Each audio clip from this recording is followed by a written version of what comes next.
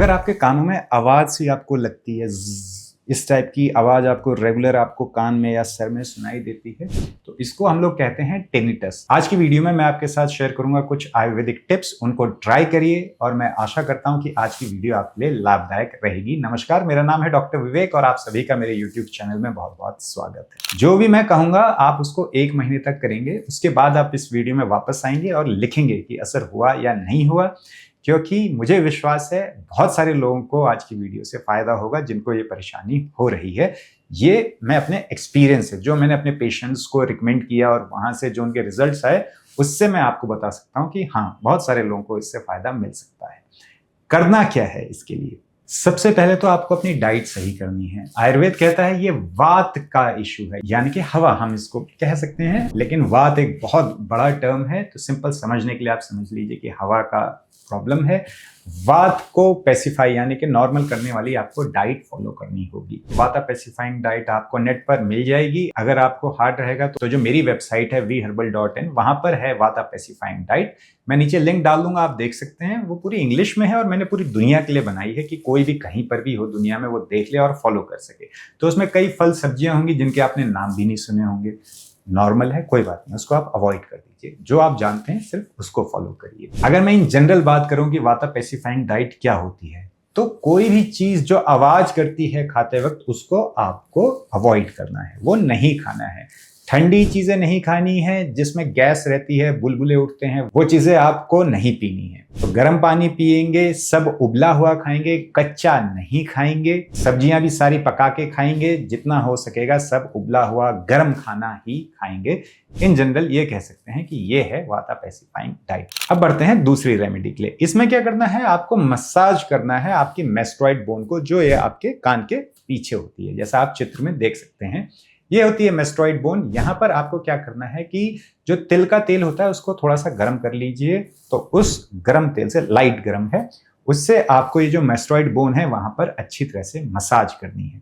और इसको आपको करना है दिन में 2 बार, सुबह और शाम। 15 दिन तक इसको करके देखिए और देखिए ये आपको कितना आराम दे रहा है। बहुत लोगों को सिर्फ इससे ही आराम मिल जाता है, तो जरूर करके देखिए, हो सकता है यही आपके लिए लाभदायक हो जाए।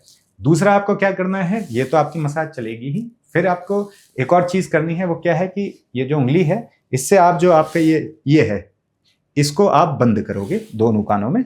ऐसे आप देख पा रहे होंगे, ये वाला जो पार्ट है, ये इसको आप बंद करेंगे और थोड़ा सा प्रेस करके फिर छोड़ेंगे। तो आपके जो कान है उसमें एक पॉपिंग साउंड होगी, ऐसे ऐसे करके आवाज होगी।